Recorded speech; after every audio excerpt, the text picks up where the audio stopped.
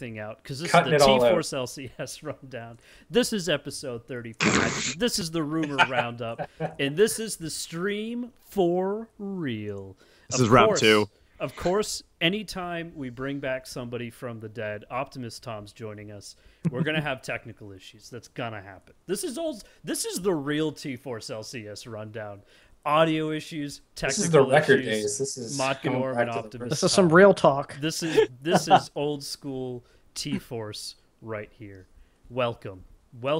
As I said, we're joined by Optimus Tom this week. We got our producer in the house, Kyle Bozo. Hello. For those of you who watched the awesome episode 200 of the Trinity Force podcast, The Proper, you met Kyle there. We had a crazy amount of people, not even enough people to run a full Skype call. It was absolute madness. Also on that call was Greg Credible Mushroom Russo, as he is today. Yes. And Mitch. Speaking of the main cast, have we talked about their challenge yet? Have we done that on mic? Ooh, no, we haven't. What? Challenge? Yes. Challenge. Apparently they didn't have enough the first time. And they're coming back for round 2. Oh, We're technically round 4, considering we beat them 3 times in a row. Woo! DSM. I mean, I'm down. I'm going to take a victory there. I wasn't even part of that, but whatever. No, we'll do Hexakill. You can come. Oh, we should totally do yeah! We'll do Hexakill. Trinity Force how long do we have Hexakill for that? tournament. Yeah. It's a tournament between 2 teams, and that's it. Yes, exactly.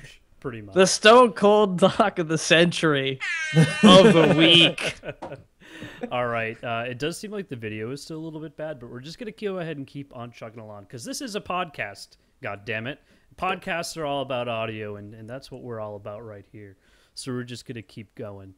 So this week, we didn't have any LCS games played because finals happened and the expansion tournament hasn't started.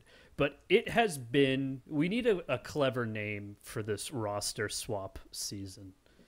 What are we going to call it? Let's coin it right now. Like something... Oh, yeah, because on a whim, we'll come up with the best possible idea. Yes. Yeah. If we do, sure. The roster swap-acosts. Beat it. I don't know. Reddit was calling We will by the end of this episode. I swappening. guarantee that. The swapping. Swappening. Yes. We got it. See, look, 2 seconds. That's all it took. Crazy amount of player movement.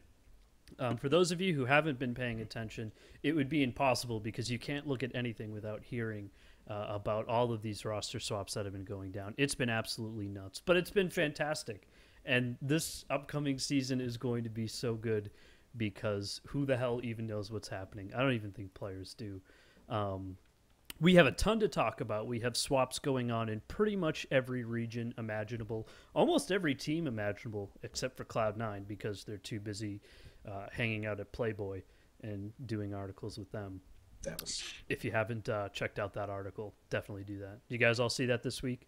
It was pretty hilarious, I'm not going to lie. Cloud9 actually got featured in a very large article, a print article with Playboy magazine. Some hilarious interview footage with them, and some hilarious pictures taken. It was surprisingly respectful while still kind of poking at them and saying you're nerds, but it was pretty awesome. I mean, esports, League of Legends, all of this is super taking off. Finals was on ESPN3.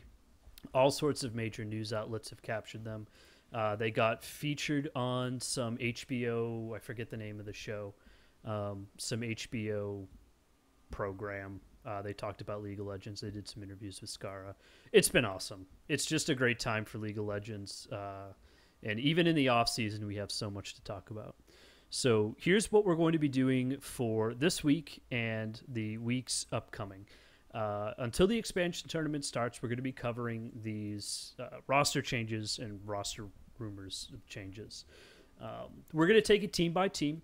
We're going to start this week in North America. We're going to go as far as we can. If we can break into the EU scene, we'll go ahead and do that. And then we'll move ahead to the international scene as well. So may take an episode, may take 2. We'll try to make it go for as long as we can and, really give each of these topics as much time as possible. Speaking of giving as much time as possible to a team. No. Let's start No. Wait a minute. You That can head wasn't down that one of bad. two paths here. One of two paths. Choose the right one. TSM. God damn it. Boom. It's Then gonna what- happen. God damn it. So here we go. Let's talk That made about no TSM's movements. So what we had so far, Amazing has stepped down / left. He has gone and went back to Europe. Has been rumored to be on a couple of different challenger teams. There was some posts on Reddit that have picked him up playing with certain teams.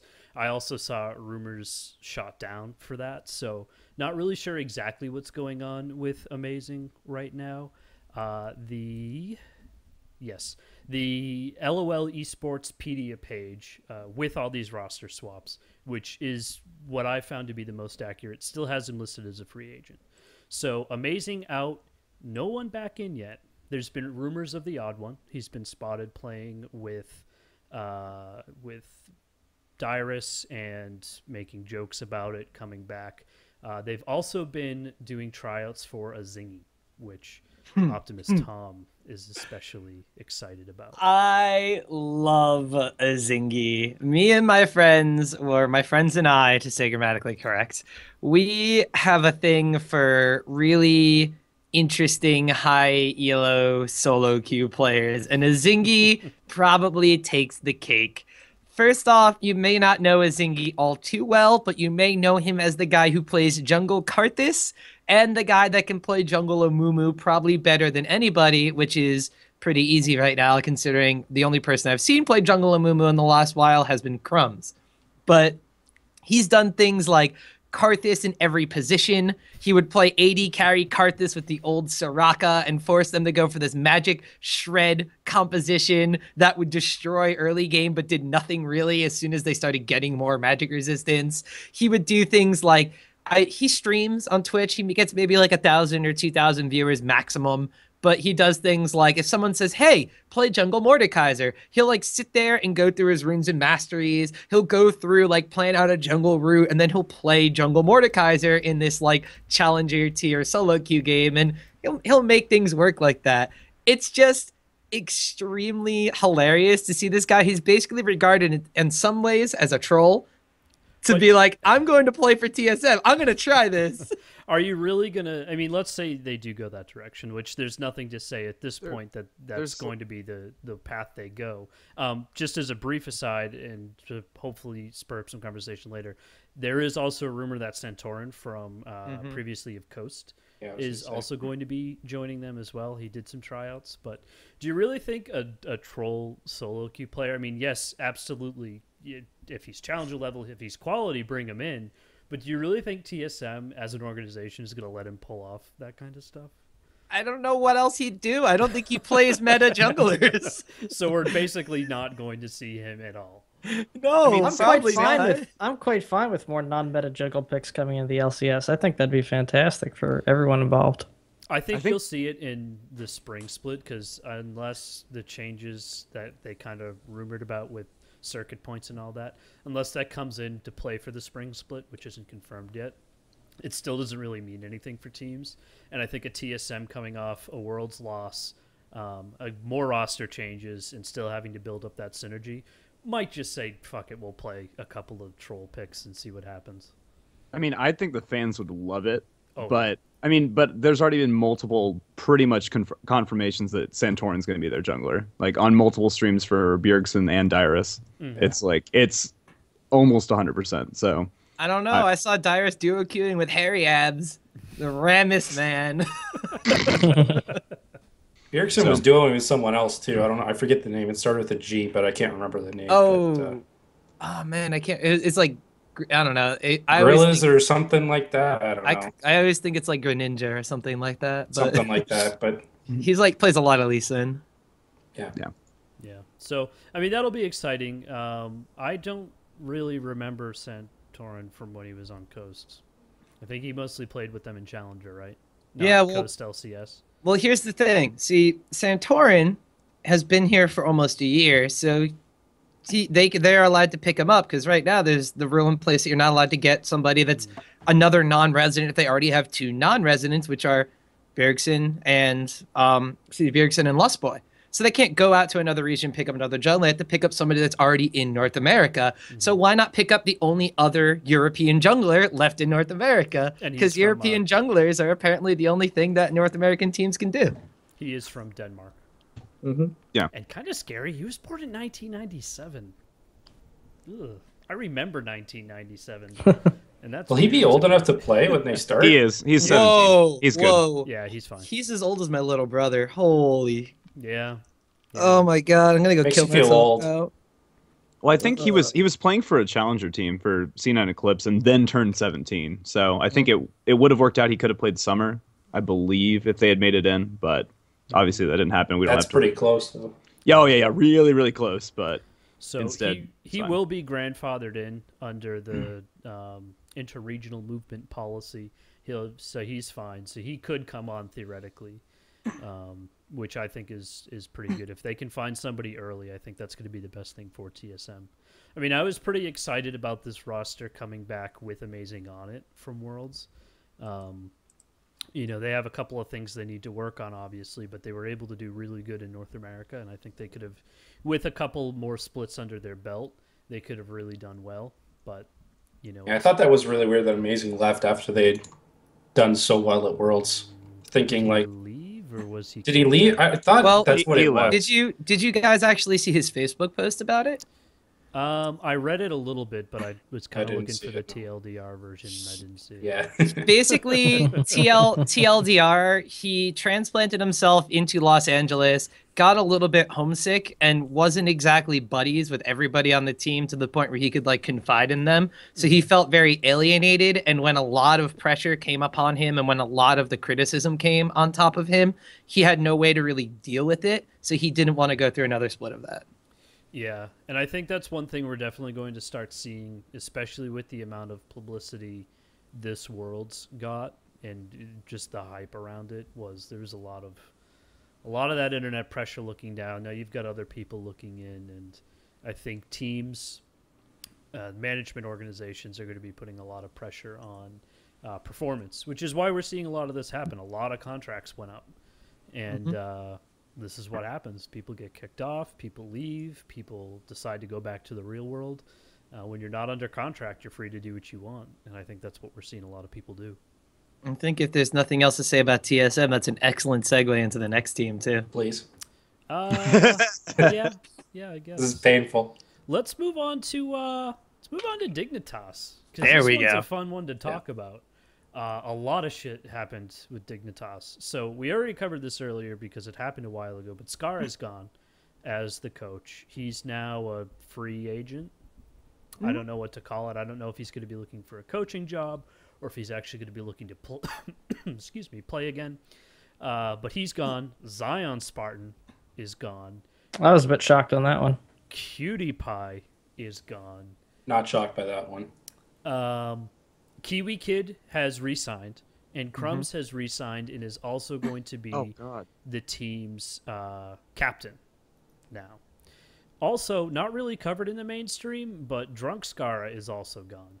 I read that. I was just reading that list, and it said re-signed and resigned are spelled exactly the same way. I was like, wait, what? That's not what we're talking about. Yeah, so he's gone as well. So this is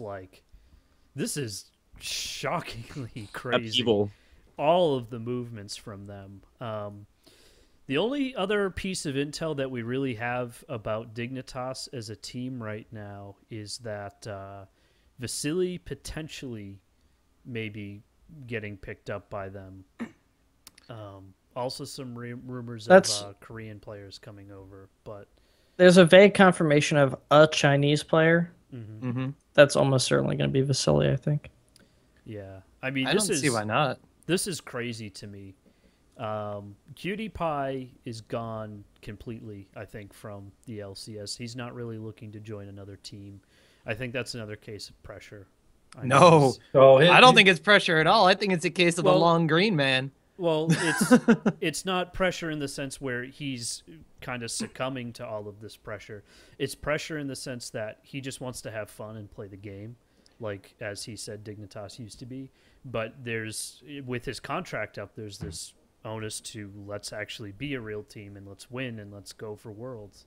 And if you're not having fun, I mean, it's pressure, but just by a different name. I just kind of feel like PewDiePie's head has always been in this is still a game. Like, obviously he played competitively, and if people didn't understand his thought process in the game, like, he just kind of assumed that they were bad, which is what you can kind of pick up when we watch his stream.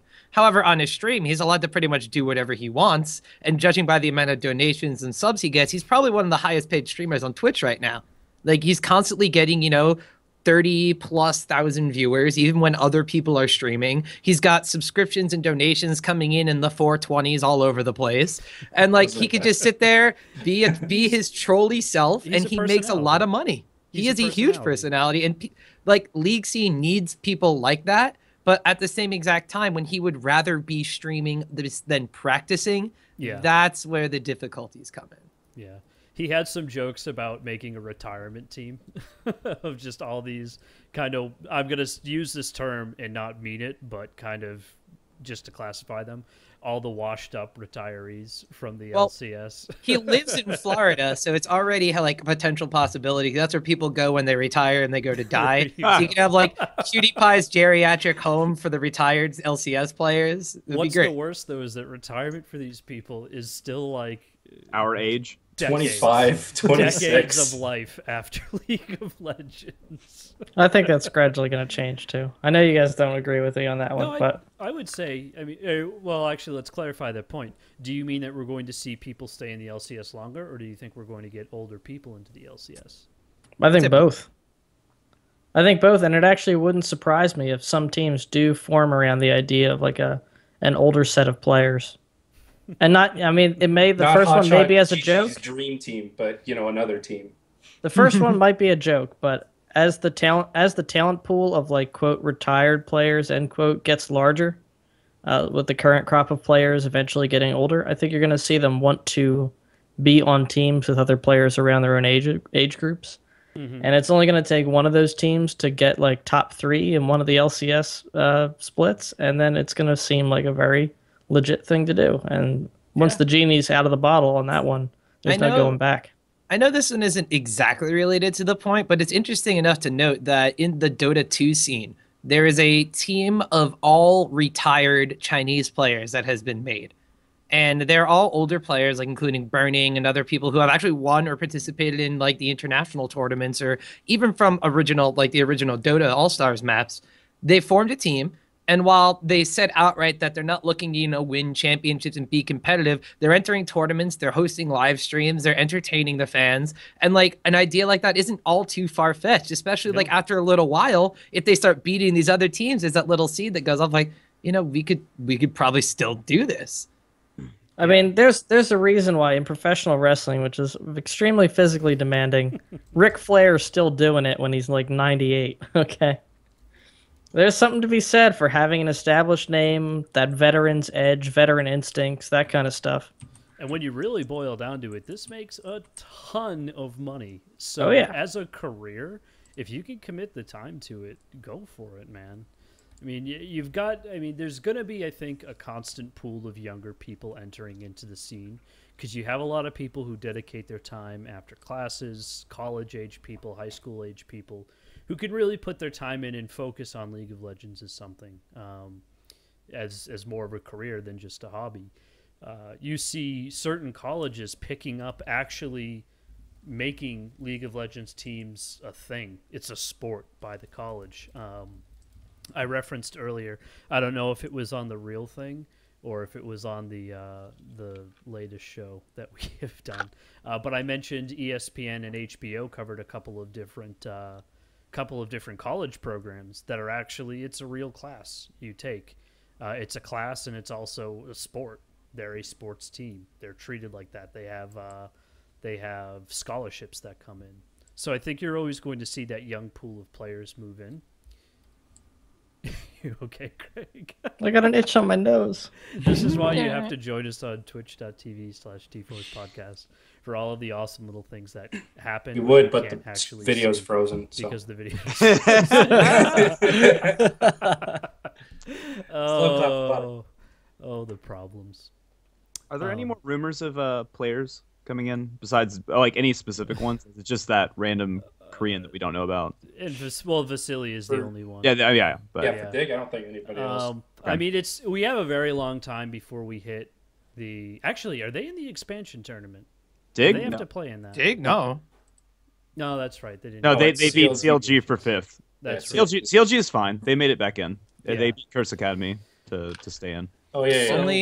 Hey, only speaking of complexity from the CLG. LCS. What's that? I was saying, speaking of CLG, they got changes.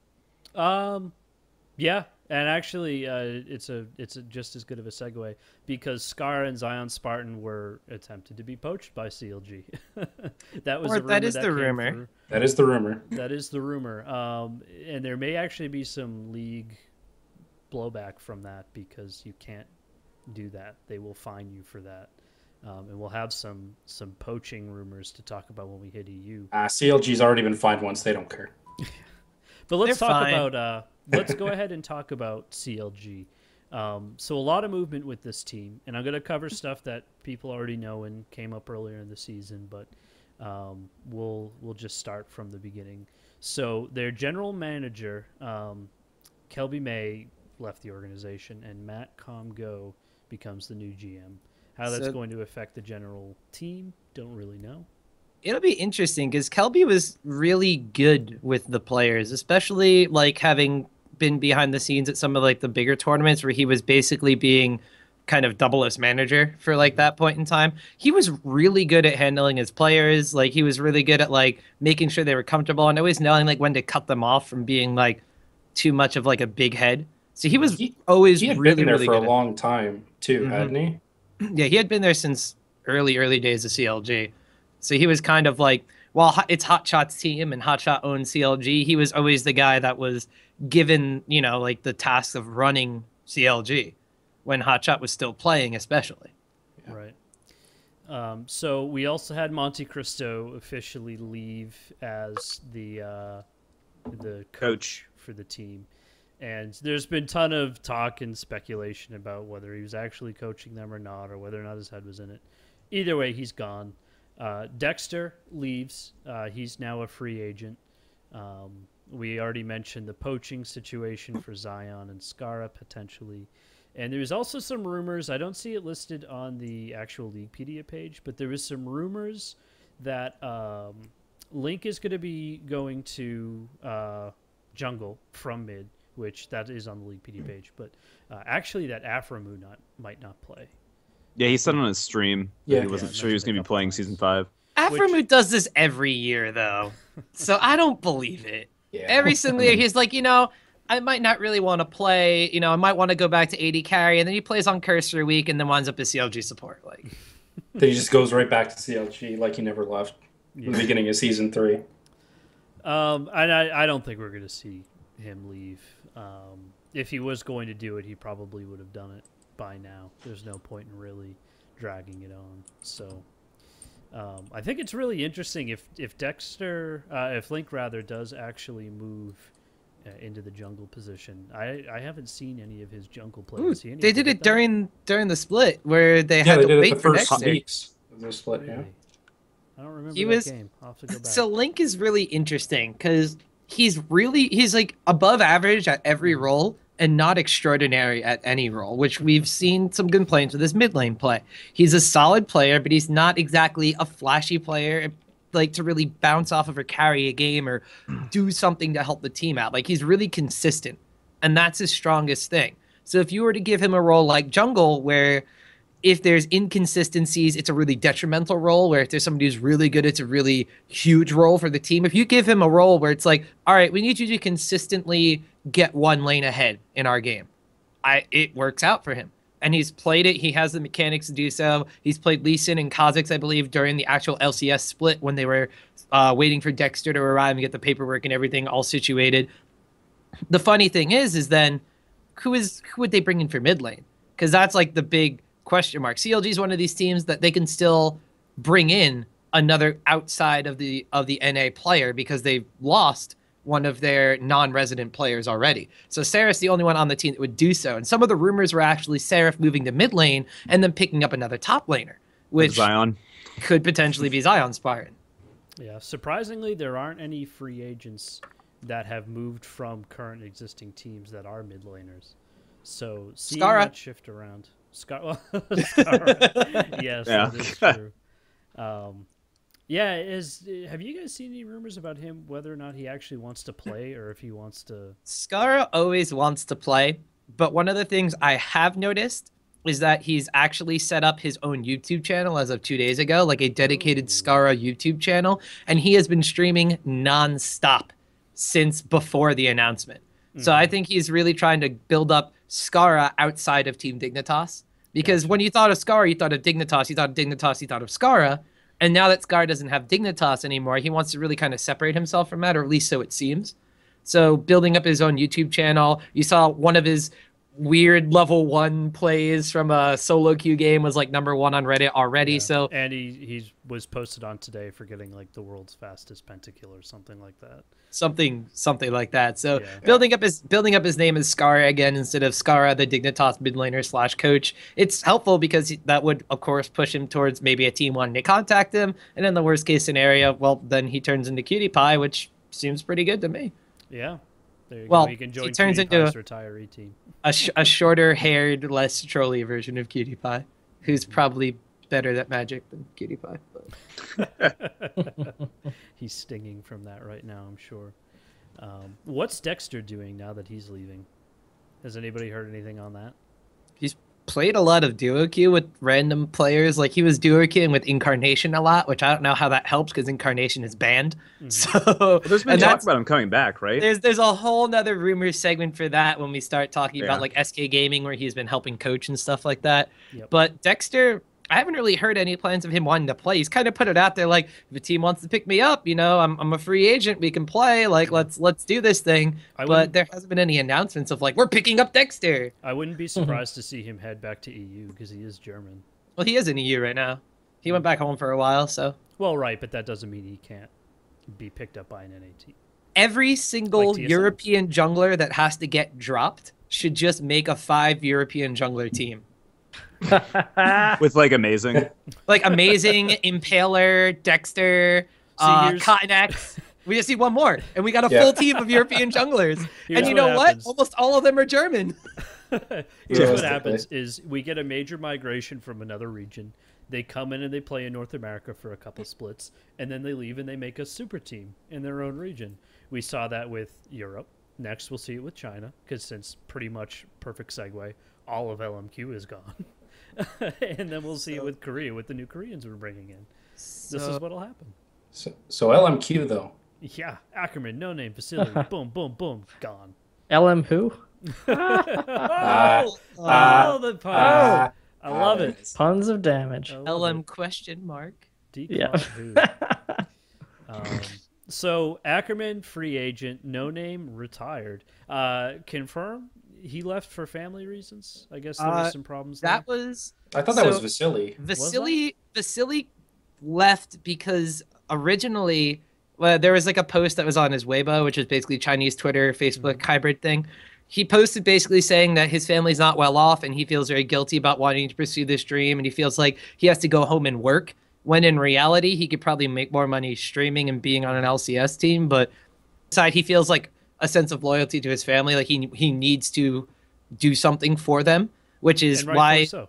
Rightfully which so. is why playing for a team like Dignitas or CLG or like a bigger name that would give him a contract would be something that is a big option for him, because lo and behold, we had so many rumors during the actual split of LMQ not paying players, or, LMQ with all these internal struggles and players not seeing money and yada, yada, yada, or not knowing what was going on, that being out of that situation and with a respected esports organization is a huge thing for him. So Vasily had his family problems. Ackerman wanted to go back to China and is looking for an LPL team to play on because he has his family and his longtime girlfriend and everybody back at home. So a lot of those issues with LMQ and those players are like, we came to NA, we experienced it, but we missed China. Yeah. And I mean, it's not like they failed, really, I think. No, they got to Worlds. Yeah. Which on is their something- That was the dream. Yeah, on their first run. So Everybody but Ackerman had not done that before in China. Right. So they also picked up Fly, which was Jin Air's old coach. They're a Korean team. And we have rumors now of more, maybe not coming back, maybe becoming a free agent. All I've seen is posts saying negotiations are still in process. That's usually not a good sign. Well, yeah. I mean, it could be that he leaves. It could be that he stays. Did I also hear that Zhao Zhao is moving to the top? I did not hear about that. I didn't hear that you did. either. Maybe I haven't heard it's it. just me imagining things. That would be a weird move. So let me throw this out there, because I have heard, at least from their solo queue experiences, a lot of North American LCS players have said that Moore was the best player on that team at every position that wasn't support. Like, he was better than everybody else on that team in solo queue in their positions. So I would be extremely excited. Let's throw this opportunity out there. Moore doesn't re-sign with LMQ and plays a different role for a different North American LCS team, potentially mid lane or top lane for CLG, or for Dignitas, or jungle for TSM. Well, actually, I don't know if that one can happen. I don't know if he's technically a resident or non-resident right now. He's grandfathered in.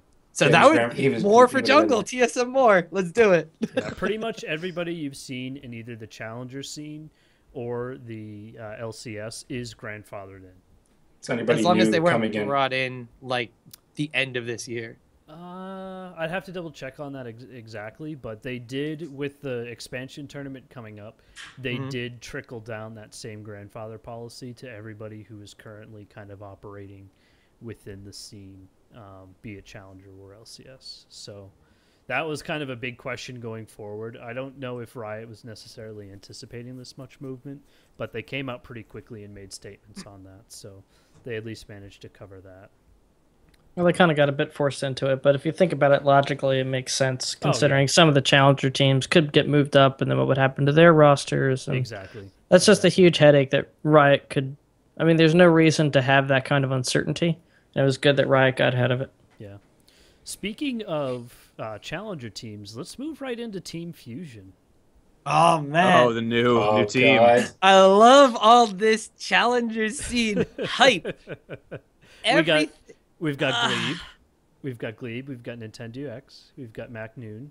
And I'm going to butcher the names of the next two guys. So does somebody else want to take over? What do you mean the next two guys? We got Yin Tomso on AD carry Are again. you serious? And who God, Tomso. He's listed as top here. No, he No, is Mac the Noon- AD Mac Noon's your top carry. laner. I missed that. Yep. God, Tonso, the 1v5 Tristana legend. But he's backed up by Glebe. Marn. By Glebe. That would be amazing. He's backed up by Glebe. Glebe Yeah, is that's not bad. Yes, Stop. Yes, Got he to is. be good. Stop. Stop Listen. saying he's not bad. Stop. Start saying he's Glebe- good. Glebe or Bubba Dub? Bub it Glebe up or- with the mustache. I'd have Bubba Dub. Win. You would take Bubba for Dub sure. over What are you Glebe? talking No, about? I wouldn't. I mean, it all depends. If this team can come in with awesome energy and do really well, then good for them. But are they even... They still have to qualify for Challenger. All they have to do is be in the top-ranked challenger teams by the cutoff date, which I believe is the 15th of November. It's on the announcement Second. page. And I think they're November already 2nd. in Challenger, so Yeah, then Yeah, they got to it's fight their a- way through the expansion tournament. It's top 7 ranked 5s teams. It locks November 2nd. So that's, what, 7 days Soon. away? Yeah. That's like a week away. yeah. That's really soon. And then I think... we're not going to go through that yet. We'll Wait a know minute, is more. it top 7 that aren't in the LCS? Because aren't a lot of Yeah, of LCS course. teams in No, Challenger? it's top 7 that aren't already qualified. Yeah, okay. Right. That would Yeah. okay. That would be a bit awesome ridiculous it if you wasn't got that That'd way. If you get 2 slots and then you play yourself at some point, that'd be Yeah. incredible. You just win. You get 2 wins, actually. Yeah. That would be crazy. But this is a team I'm excited about. I'm excited about because of the experience that they have within the team. And this is the only challenger team that I'm really excited about because it's the only one I've really heard much about. The one thing I'm really like, I don't want to say worried about, but the one thing that like raises a cautionary flag when it comes to this team is kind of like, there's 2 things actually. One is kind of how it's just, at least according to the way that Nintendo Dex was tweeting and posting on social media about it, kind of just like, oh my God, this opportunity came up. Let's just go take it right now. Like just kind of like jumped into it. But following like the rest of the players and following like the people who are working behind the scenes with the team, the one thing I'm really concerned about is it looks like one of those little league baseball teams where the coach's son gets to pick all his friends for the team, and even though some of them might be good, some of them aren't that great, and they all start having like a really good time, and nobody really wants to play the game, they just want to hang out. I'm a little concerned about that because it seems to be a challenger player, like almost like a frat party, with how many people are actually in that house that aren't on the team. And it's like a red flag right away. It's like, yeah, you guys are going to have fun. You guys are going to be with a bunch of your friends, but this could just be Team Coast all over again. Like, quite literally, because they have Nintendo, and it could be that maybe they'll get into the LCS and then get complacent, which is what I don't want to see a team like this do whatsoever. Well, with the new team sets, it is going to be a lot more challenging. And I think what I'm hoping we really don't see through the expansion tournament is that gap that usually ends up happening where you have the top teams, you know, on the top of a skyscraper and everybody else is just trying to not get kicked out. Hopefully having new teams in here being able to fight for higher positions will make that not be as close as it should be. Missed a golden opportunity for a segue onto Team Coast itself. I don't actually have any notes for Coast, so you go ahead. We have some notes for Coast. What do you got? Do I? Yeah. Page 3. Am I not reading Coast, my own notes? they added LOD and Chris, formerly of Curse Academy. And LOL Pro, the two Curse teams. They like Oh, yeah, dissected them. Pro, yeah. Doesn't matter. They switch players often. So I'm still not excited about Coast. It's like impossible. It's impossible for me to get invested in that team. I'm still extremely distraught with Coast from the let's get rid of our chances and add 2 random Korean players onto our team incident. And like now they don't have a jungler if the TSM Santorin rumors are confirmed. So like, are they gonna get Heaven Time to fill the role then? Like, am I more excited about Santorin or Heaven Time? Like, LOD seems like he has a lot of potential, but he's also one of those guys it seems like if he doesn't win a scrim, he'll get really mad at his teammates. Chris, we've already seen, I don't know if you guys actually saw the post-velocity experience thing that NK Inc. had actually posted a couple days ago, detailing how he basically was the root of a lot of Velocity's problems. So, like, it kind of seems like this team that went from, like, making the biggest douchebag move ever has now attracted the negative personalities of the challenger scene, and now they're going, like, they're still strong players, but I still don't think they're going to have the necessary teamwork to beat someone like potentially a Fusion or potentially a revamped Curse Academy. Mm-hmm. Segue. Yeah. Segue mod, pick it up. See, you guys are on top of the segues tonight. I'm just dragging behind.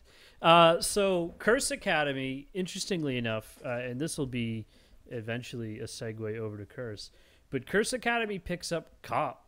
I guess you could say they've got a new sheriff in town. Oh! And Mitch's disappointment. I'm just done. Like, Well, there's so many segues tonight. It was bound to happen. Yeah. So if I can confirm this roster, this is reported by OGN. Curse Academy currently sits at Bunny Fufu for support. Cop is AD carry. I'm gonna mispronounce names. Keen for mid. Really? These are like the easiest names. Why? How is this an issue? No, it's really bad. I blame the education system of Massachusetts. Yeah, their jungler's name is really hard to pronounce. I've never heard it before. It says Sane TV Ishus. God Saint Vicious. I don't know if Douches? you guys have heard of him before. Douchebag DeMarco? Whoa. Brandon Come on, that's Suck- That's harsh. Yeah, I You don't just like talked this about team. Team Coast and you're gonna lay the douchebag on this one? On Saint Vicious. What did I like? Get hit in the head? Am I drunk already? Like when I did that guess so. not be who Saint Vicious was? He's not a Grown up, douchebag, man. he's vicious. Ugh. All right. He was already old to begin with, so. Yeah, So Curse Academy might be a thing. That's exciting. already was a thing though. Curse Academy almost took CLG out of the LCS, which may have been more CLG than Curse Academy. I think but that's what's really going on there. I am still pretty excited for this team. I think right off the bat, having looked at the competition, the challenger scene right now, Curse Academy and Fusion look to be the top two teams that I would see getting into the expansion tournament. The only big question mark was complexity, but now that they've gotten rid of Prowley and Robert X. Lee, don't necessarily think we're going to be seeing complexity anytime soon. I'm sorry, Golden Glue. You're not going to get back in the LCS this time around. But the big question mark is Hanser, because when it comes to top laners in North America, the talent pool is extremely shallow. Hanser reminds me of Young Buck. The thing is with Young Buck, he was like Diamond 2 when everybody else was Challenger. He plays tanky top laners and like some meta champions, and he does it consistently enough to not lose lane terribly. And he becomes a team player. But the thing with Young Buck was he was a captain, he was a voice, his preparation and movements calls around the map were pretty solid, and it kept him in a spot in an LCS team. The problem is with Hanser, he's like Young Buck without the redeeming qualities, at least from what I've heard. He's a top laner that has problems in solo queue, which isn't necessarily a reflection in competitive play, as we have seen Hanser on LoL Pro get to the qualification for the LCS promotion tournament already multiple times. We've seen him play on the challenger stage and perform. So you put him in a team environment and he capitalizes. But the thing is, he plays those tanky top laners, maybe one or two meta champions, and that's about it. So he's not like a player that they can rely on to really go ahead and do something, which means there's going to be a lot of focus on Keen in the mid lane, because you have Cop, one of the most consistent AD carries in the North American LCS for many, many, many splits, who also isn't a huge flashy player. And then there's Saint and Keen. So all of Curse Academy's resources seem funneled into that mid lane jungle synergy. So if that gets shut down, or if the other two lanes lose, I'm a little bit concerned about this team. I don't think it's going to happen in the actual Challenger tournament, but once they get to LCS, it's a big question mark. And it's bringing back the Cop Bunny Fufu lane, which was really good for a couple weeks there when Curse started to get, like right before they got a special, they were actually doing quite well in the bot lane with that duo. So, I mean, that's one thing they'll probably be fine. And I'm sure that looking at the Challenger teams that are probably going to be in the tournament, they probably be one of the favorites to get out of it. Yeah, I'm almost expecting Curse Academy to make it all the way through. I would find it hard to believe that they don't, considering their roster and the level of competition there. Okay. Really quick question. There was rumors posted earlier that Curse, the organization, was actually trying to sell off Curse Academy. They have to. They have to. If they make, where they have to drop the Curse name. Because they can't do it, because the whole Liquid and Curse thing isn't technically like binding or something like that, so they actually have to get rid of Curse Academy if they want to play in the LCS. Gotcha. And the last I heard, the price tag was around $45,000 or a little bit more. Oh, sorry. I'm reading the article headline now. Anything below $75,000 is simply not fair at all. I guess. Well, you think about it, there's a lot involved with just a team that comes through with all that. Like, they have all these sponsorships, they have all these players, they have all this stuff that they have to go through. I mean, that does sound like a lot, especially for a challenger level team. Well, but if they make it into the LCS, that's I'm sure it'll be. I think the reason why it's realistic, and I'd love to see somebody who knows a little bit more about the business side of things.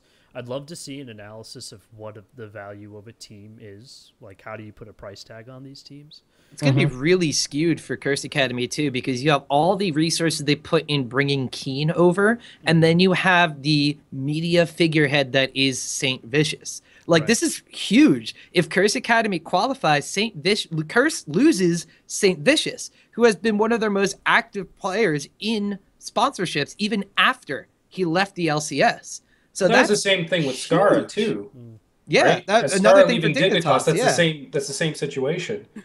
So but it'll be interesting. In that case, Skara's contract was up and he decided not to re-sign. In this one, Curse is forced to lose Saint Vicious. Yeah, that sucks. That sucks a lot. Now, I guess you have to look at what Curse as a team, #segue, has gained. He's not even here to vote at us. Yes. So I'm actually going to leave the big one all the way to the bottom. So we know that Kopp is obviously not on the team anymore. They picked up LMQ's old coach, and they picked up Piglet. Curse Piglet hype! They lost Kopp, but they picked up a pig. So do we? Oh my God. I get it. I'm on get fire. I'm on fire. No, So- I'm so psyched Oh. about this. The pig special lane is going to be amazing. Do we Actually, I'm going to wanna- coin it the pork special because that sounds a lot better. Do we wanna start with the bad or the good? Well, you seem to think this is the worst decision Curse could ever make, so please explain to me. I'm not gonna say it's the worst decision Curse has ever made. However, I'm going to back up my claims here with like a 2-season long history of Curse in the LCS. Of whenever Curse drop Kopp, the 80 carry they replace Kopp with lasts for a total of 1 to 4 weeks before, for some reason, they are dropped, traded, or leave the team, and then they bring back Kopp. There's Now- no way. Now, This- what's this- interesting about that is They if, could lose Kopp. Well, yeah, if the Curse Academy gets sold, which it pretty much has to, they don't really have the ability to go and pull that resource anymore. Now, another reason is everybody loves Piglet. Piglet was the 80 carry that made waves with SK Telecom T1K. He won Season 3 Worlds. It was the 100-acre bot lane, but Piglet and Pumandu, everything was awesome. Life was great. And then Season 4 happened. Pumandu left the team because he didn't want to play. He had health issues. He didn't want to keep playing every single day. They picked up a guy named Casper, who was known formerly as Jin Air Ice Bear, which is way better name than Casper. Why the hell did he change it? Anyway, they play throughout the first split or so of OGN, and they wind up. They came back from Worlds. They played OGN. They win again, and then Pooh left. Then when they start playing again with Casper, they don't do as well. So what happens is they bring back Pumandu when Pumandu didn't want to come back. So I know there was a live stream on Pumandu's stream from Afrika, streaming web service that a lot of Korean pros streamed through, where he was duo queuing with Piglet, and Piglet was basically saying, I can't do anything without you, big brother, blah, blah, blah, blah, blah, blah, blah, please come back. And so he comes back, and they play, and everybody decides that because Pumandu isn't performing extremely well, that he's the one bringing down Piglet. When in reality, when they brought in a arguably better support player in Casper, who wanted to play and wanted to perform and wanted to be on this highly regarded team that just won Worlds, Piglet didn't perform. The Season 4 80 carry changes went against his playstyle for the most part. And consistently throughout the season, I was left unimpressed by Piglet. And while a lot of people were putting the blame on Pumandu, who didn't want to play and has since forth left again, everybody is saying that Cursed Piglet is the second coming of God. When in reality, I don't think Piglet is any better than any 80 carry we already have in North America.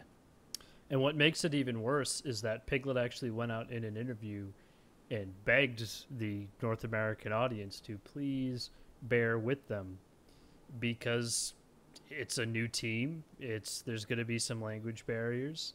He's got to get used to it. He's got to get into it, and he's got to get into a vibe with Curse and Xpecial. So I think what's going to happen is one of two things is going to happen.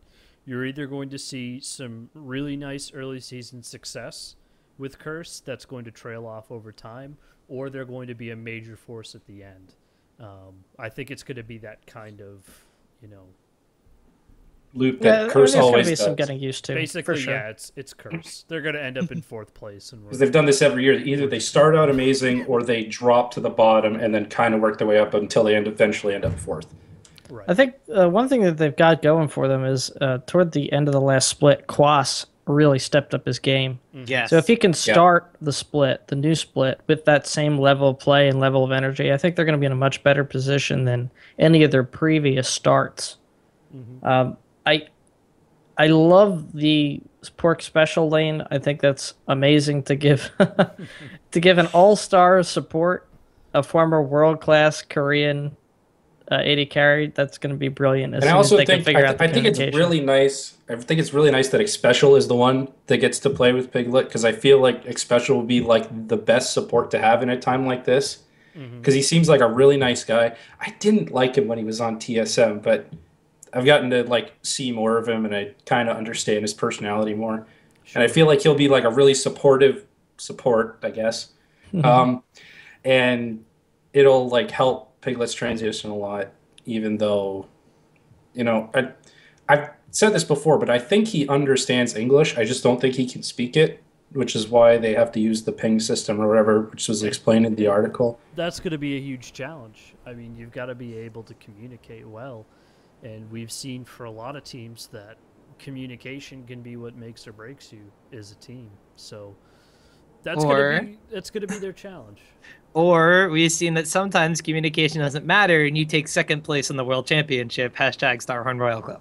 Yeah, that's I mean, true. right now, I think the biggest weakness, just straight roster wise, assuming they could work out those communication issues, is dominate. Oh, I disagree. really don't I have don't faith think I in don't him, know. man. Dominic has been Disagree. doing really well. Like at the end of last split, he Yeah. was doing really well, right? Like He had improved, but he didn't really even do the he same was a turnaround big as reason why Quas. Curse itself was actually doing so well, I feel. I'm going to go out on a limb and say Dominate was underwhelming because Quas was not playing his hardest and because Void is the weakest link on Curse. Wow. Shots fired. I'm not saying Fired Void and is bad. It's I not am bad just at all, saying that but when it comes to Void he can play a lot of different things, but there are certain picks that he can play well, and there are certain picks where he will consistently fall on his face with. Like his Yasuo was most of the time good. His Syndra pretty darn strong. His Orianna, let's not talk about that. Like he was really good when it came to a character that he had to hard carry on because that was his play style from top lane. And let's not put it past us. He's only played that mid lane position for almost a full year now. So he's still kind of in the transitional phase of first he had to adapt to the different play style from top lane to mid lane, and then he had to adapt to different meta shifts and different patches as well. and a whole new team as well. Exactly. Like, right? That was when Curse reformed themselves, and they only had him and Cop that were the same members. So if Voyboy can shape up like Quas, then yeah, maybe Dominate's the weakest link on a team that doesn't really have that many weak links anymore.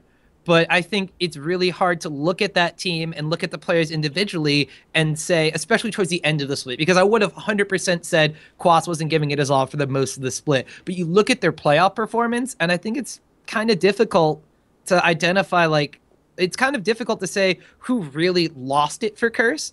But I think when it comes to pick and ban phase especially, it really gets limited around Voyboy. And I think that's why he's one of the weaker links on the team. Sure. Yeah, especially in their playoff series against LMQ.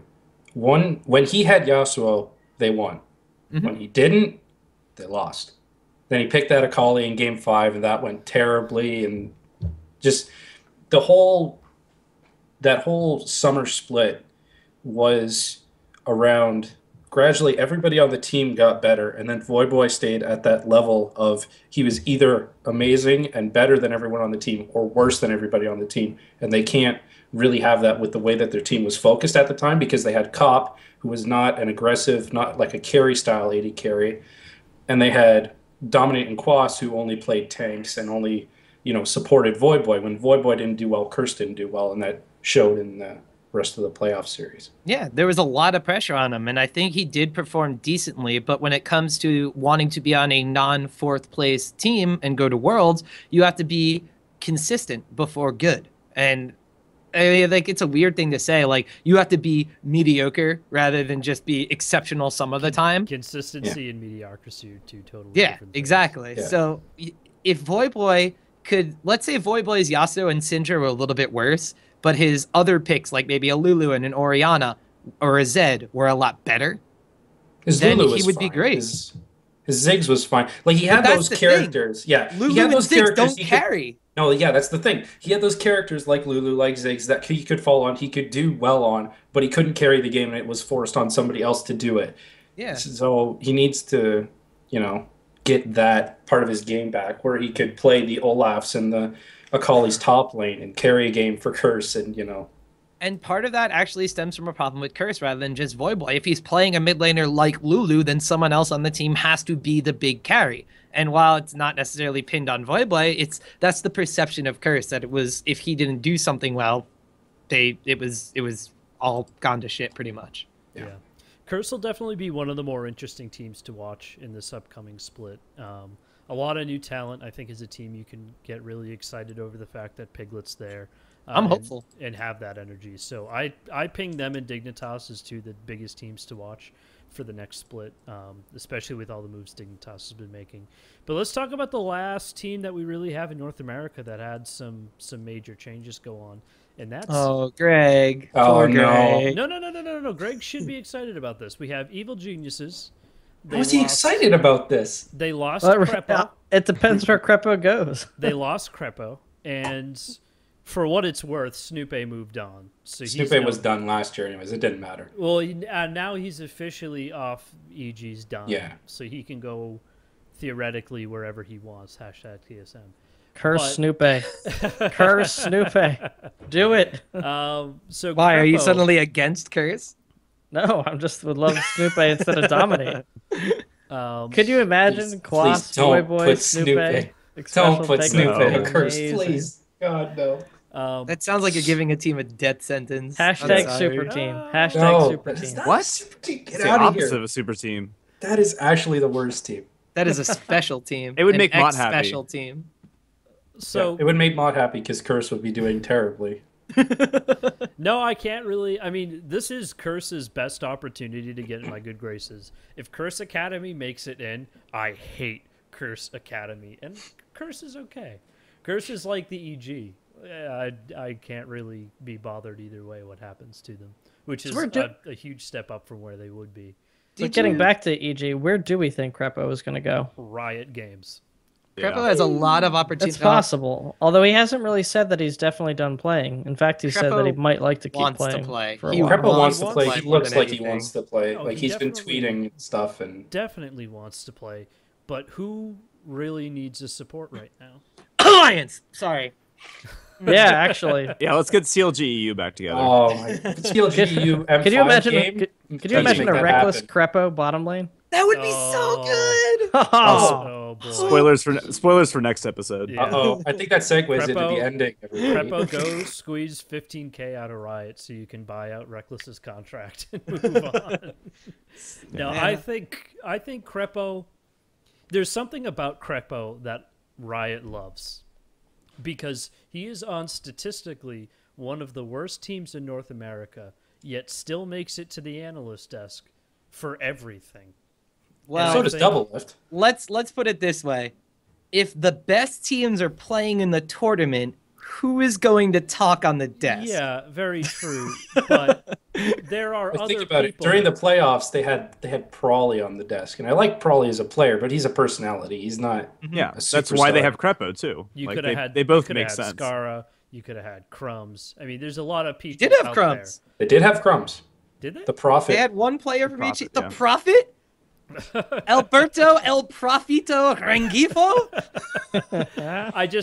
I think Crepo. Are you new here?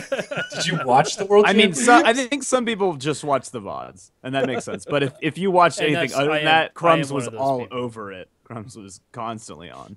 But They had a smoke machine. They had fog effects. It was amazing. See, the best part about having players like Crumbs I and need to go back Crepo, and watch this. yeah, Crumbs and Crepo consistently on the analyst desk, not only are, when it comes to a lot of players, they are either extremely young or extremely focused on playing the game, and that's about it. You've seen that from interviews with certain players, and that's why after a game, every single time a team wins, they have certain players that will do the interview. Like, for example, you don't really get a Balls and Elimination interview anymore after that faded interview from a very long time ago. However, That was the best interview. there are players on those teams such as Crumbs and Crepo who are both extremely easy to listen to, are really good at explaining the point they're trying to make so a lot of different range of players can understand it, but also provide a higher level of analysis that make them that everybody, like even the other players watching the game that are in the LCS or in Challenger, will want to listen to. And that is one of the best parts about having players like that available for those segments. And while Crepo could probably turn around and be like, I want to be a caster, I want to be an analyst, and people would eat that up, he still has the drive to play the game and improve himself to a point where he like has to prove himself. It looks like he wants to be one of the best support players before he retires. So like he has that reputation going into whatever he wants to do, whether it be working for a team or coaching or analysis or whatever it is. He has that drive, which makes him even better as a personality. He could pull the Deficio here and just go right onto the analyst, start casting games like he did, because I think that would be the best bet for him. It's a more Unless- consistent job than the LCS these days. I really don't like. So I got a chance to exchange words with Crepo at Worlds because we wound up working together for a very long time, and Basically fought. yeah, the whole entire time. No, anyway, we I got a chance to like really like talk to him a bit, and he wants to play so badly. Like, if someone said, "I want you to play support for this team," or like a top 5 EULCS team, he would like jump on it. Because he wants to prove that the Crepo you've seen like the past year has not been the Crepo that he knows he is. Like on his Facebook post, if you've read through that, he details saying that because of the atmosphere in the EG house and because of the way that the team lived and worked and played together, he didn't really care all too much. But at the end of the split, when he realized this could potentially be our last shot, he really stepped up his level of play and everybody noticed it. Like, all the analysts, all the casters were talking about what Crepo was doing in those games. And he doesn't want that. Like, he wants that to be Crepo. He doesn't want people to remember him as like, he was on the season 2 team that did extremely well with all those players, you know, that stayed in Europe. And then he went to North America and he petered out like Yellow Pete and Snoop did. He wants to still be Crepo. He wants to be like one of the best support players in the world. And you can't fault him for that. It's just a really big question mark of, who wants to pick him up? Who can see past that and see that Crepo is still Crepo? That's the big question mark with him. And if it's a European or a North American team, I'm not extremely sure. Like, I also don't think that it's the going straight to casters to analysts is really like a closing window, whereas his playing time really is. Like if he takes time off, like Deficio does, like Deficio's never going back, and like that's a jump you can't reverse. Or it would be very, very unlikely to, I would think. So might as well use that time you have. And he really could go work for Riot in whatever capacity. I think whenever he wants. Well, no, but I mean, like, whenever he wants in the future, too. I don't think that will. No, I don't think they'll ever throw that away from him after all the time he's been spending on with them. Yeah. I think they'd love to have him on. I think he'd be a little surprised on that one, maybe. And Tom, correct me if I'm wrong, or anybody, I guess, challenge me on this. But I think Riot right now is an organization that's moving so fast. They're going to, if there's a vacancy to be filled with more talent, they have to fill that sooner rather than later. And I wouldn't be surprised if Crepa was already contacted with an offer saying, hey, you know, we're going to be expanding into this. We need more talent. There's going to be more games to cover, you know, in the upcoming games, and they're going to need to have probably more people on the analyst desk to handle those. And whether or not he takes it, that spot still needs to be filled. Yeah, I feel like, though, like he's so loved, him and Skara and like a number of other players. Like if you said Cutie Pie, if Cutie Pie said, hey, I want to go cast, the like amount of people that would just love that would probably make Riot have to at least consider it. I don't know if it would happen, but I don't think I don't think it would happen, but you'd have to consider it. And when it would last for a little bit, until he's like, oh, look at him getting that fat booty, and then boom, gone. Yeah, Cutie Pie casting, I'd be like, what's this fucking idiot doing? Why is he not freezing bottom lane? Is he fucking mental? Is his dick not big enough? That'll be the question every time. Oh boy! And then the worst part is they'd have to bring in a janitor to sweep up all the hair that would come off after every cast. Yeah. Okay. Then they need like a teeth filter or something, because I don't think that. I heard Riot does provide dental. So. All right, so I'm sorry, but the idea is there. I mean, I'm interested to see what EG pulls out of their hat. Are they? They're in LCS. Yeah, they're still in. The big question mark though is, does EG become another challenger team? Question mark, because backed up evidence from Crepo's post, and due to these players' past histories in the Challenger Series, Altec has been known to want to play with people he knows more than people that are better. Like, it happened in the Challenger Series when he was picked up on Cloud9 Tempest, and they dropped Nidus Hermain and wound up replacing him with Glebe, which I am a huge advocate of Glebe, was not at the time the best move because Glebe had actually been playing competitively as a jungler at that point and only playing support as a solo queue player.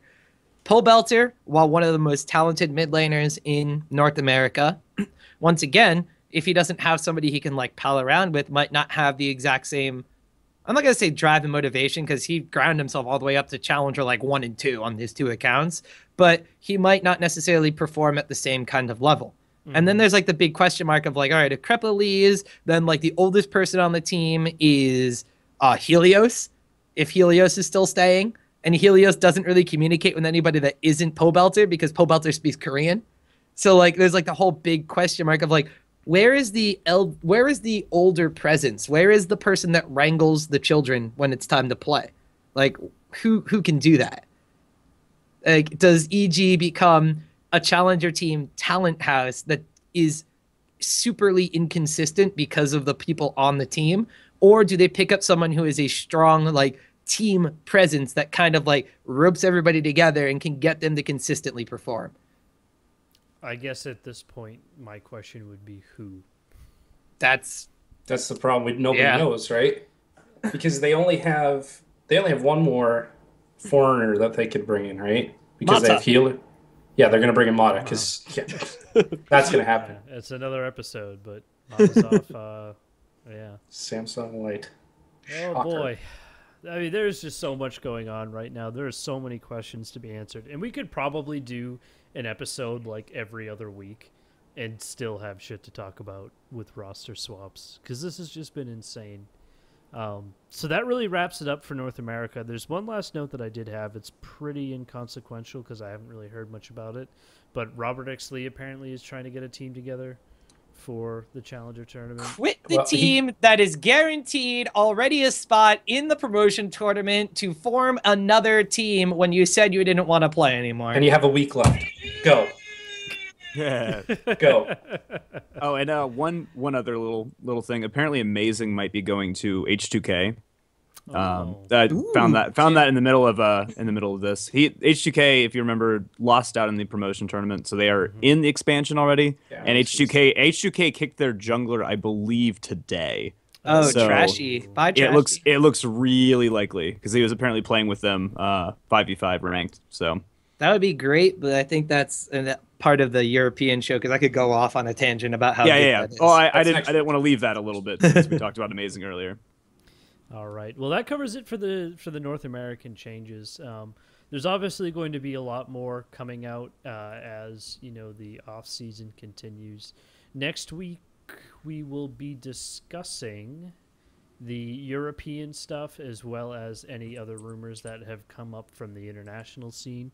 It'll depend on how long we spend in Europe in terms of the changes. Not as many, I feel, and not as significant, other than stuff kicking around with Alliance. I think this next week will be a lot for EU, especially with the whole, Alliance situation and the. Right. Well, I love that we're going to go to next week, and we still will have probably North American confirmations or more rumors by the time that even comes up. So, and we'll make it a point to mention them when they do happen, but we won't go in.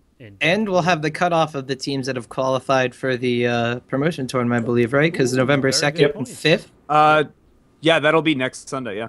Yep, and then I believe the Sunday after that we are into the promotion tournament, right? It won't quite be in time. It'll be like right before. Oh, it's the end of the day, right? Yeah. Well, I mean, we can look a little bit. And don't trust November that 15th November 15th is the expansion tournament. There's the start of it. It lasts a month. Both of these expansion tournaments last a full month too. Are they doing like one round a weekend? That's why it's taking so long, or? Well, there's so many teams. There's 13 teams in 2 slots, and it's a really weird format the way they do it. Okay. But that'll be Well, there's 7 from ranked, 3 from the promotion tournament, and then 3 from Challenger Series. Oh yeah, okay. So we're looking next week to talk about International in Europe. The 9th, we may not have an episode. We don't know yet. We might do something fun. We might have another proper versus LCS match. We need that. Another free win. Yeah. You mean one that's streamed properly this time because Yeah. Spectate won't be down. So Pretty much, and we can. So actually Mott won't be count it. hosting, and Yeah, definitely won't be hosting. Now Well, that it Optimus wasn't, well, it Tom wasn't is his back, fault. Now that Queen- Optimus No, Tom it is wasn't. back, No, it he wasn't can his fault. Tonight was his Definitely fault. fix. Definitely his fault. Yeah. Queen of the Freljord bitches. Yes. So we talked about it at the beginning of the episode, and we're actually going to end on this point. Optimus Tom, take it away. Tell us about your little trip to Korea. So I got to go to Korea, which has been since probably I was in high school, like a big bucket list thing for me because I've watched StarCraft Brood War for a while. I grew up with the games and I started watching competitive Brood War like back in like 2007 when Bisu beat Savior in an OSL with Corsair DT, blah, blah, blah, blah. Anyway, I really like Korean things. So I got a chance to go to Korea for Worlds from the quarterfinals forward. And it was really, really awesome. Like, not only, aside from like the league things, because the venues were great, the fans were super, super hyped up. There were a lot of Chinese fans that came out for the event, which was amazing. Because then you had like the crowd chanting TSM when TSM won a single game against Samsung White, which was the same as anybody else in the tournament that actually beat them. But Just anyway. amazing still. Well, not anymore because he left. But Oh yeah, okay. So Korea was just a lot of fun. The venues were really, really great. The place itself was like it. I was telling Mott before the show, and like most places in Korea are mirrors of one of the bigger cities in the United States. But like because those cities have been there not as long as like a New York or an LA or a Chicago, they kind of have all the bad things like weaved out of them. So during the quarterfinals, we got to stay in Busan, which was basically like a mini Chicago, where everything was like really close to each other. The buildings weren't super tall, but the views were great because you could see all the mountains and everything, all the hills that were still in the background of Korea. There were still like the shrines and temples and things you could go visit. But the atmosphere was like New York, where everything was open almost 24 hours. So if we wanted to go to a chicken place at 2 a.m, we could go to a chicken place at 2 a.m. And everything is very, very community kind of, which was very, very awesome.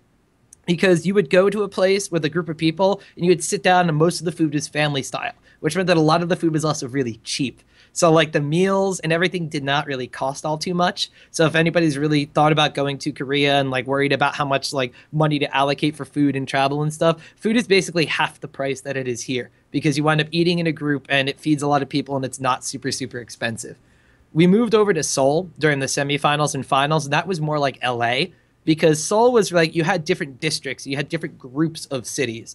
And in between those cities, maybe like a 10, 15-minute drive or like a 20, 25-minute subway ride between the different districts of Seoul. And that was a little bit more like an LA meets New York City. There were taller buildings, more business districts, more market districts, more like places to go shopping and buy things like clothing, a lot of department stores, a lot of multi-tiered things. There are places underground that you could go into as well.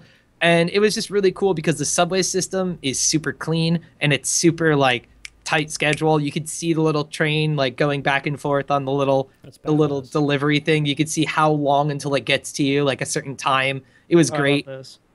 And basically everybody in Korea was super friendly. We did run into our fair share of places that were like, we can't help you if you don't speak Korean, pretty much.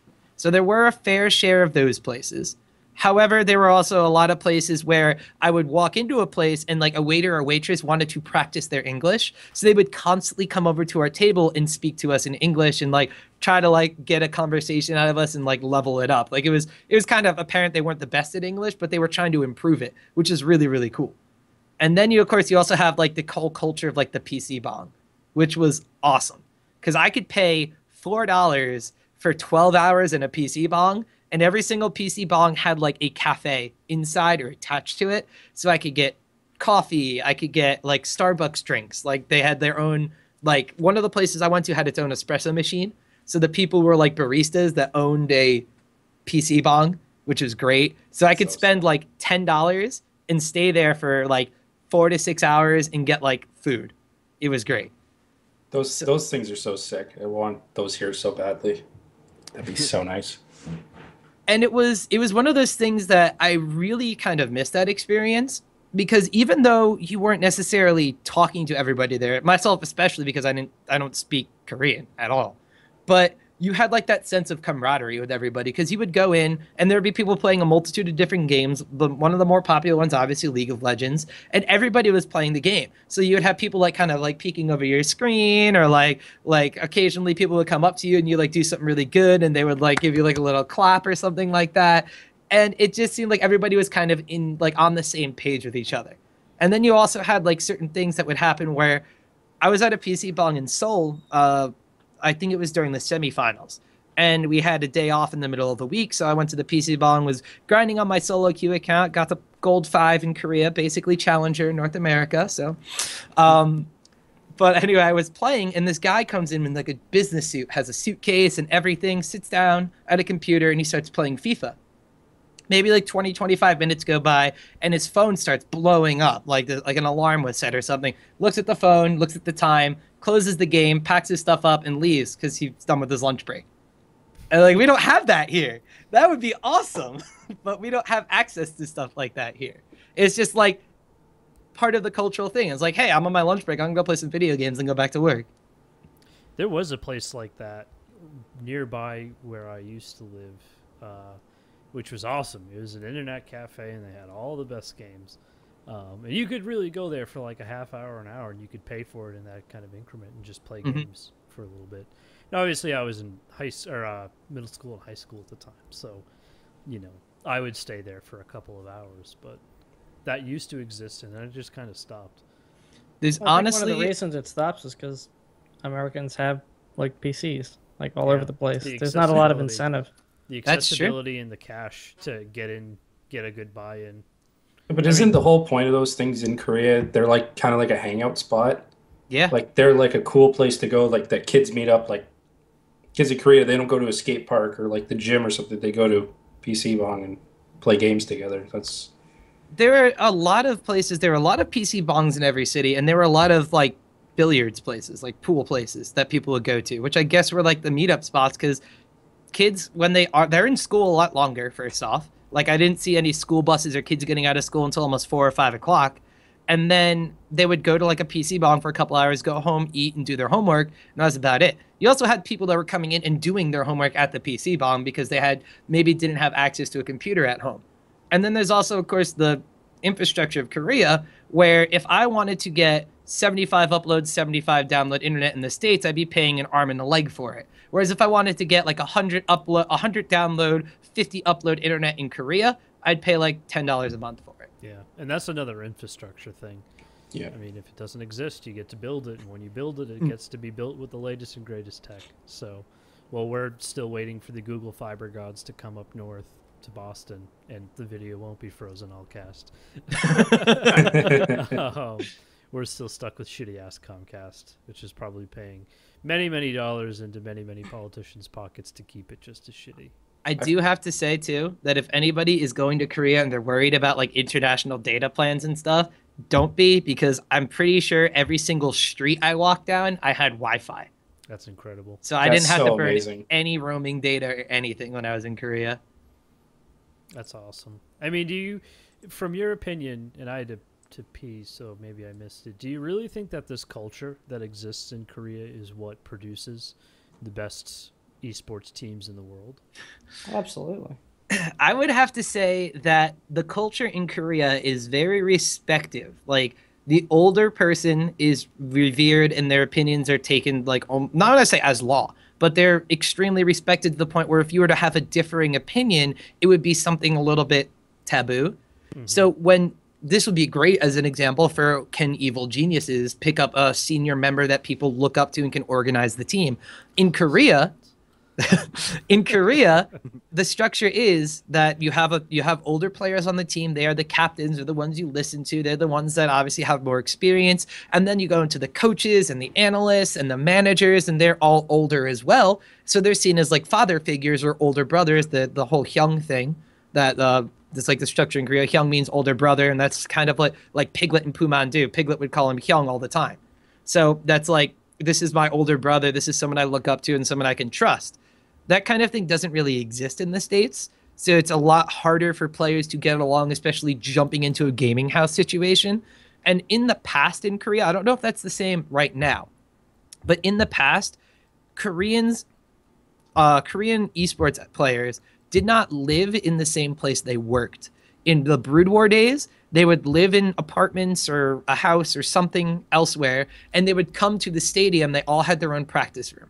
So that's something that the American teams and European teams even haven't really clicked with. They don't have separate living and working environments. Those pressures tend to ride over. So when you already don't have like that hierarchy of respect, you don't necessarily have, reverence for your older team members or maybe even your coaches or managers, and all the pressure really builds up and like you lash out. That's how you get some of these situations where like the communication breaks down or people are arguing with other teammates or someone gets kicked for a bad attitude or something like that. Because I don't think I've heard the last time a Korean player was kicked off the team for having a bad attitude. It's all just performance based and all that. It's strictly business over there. So, I mean, that's crazy. It's an awesome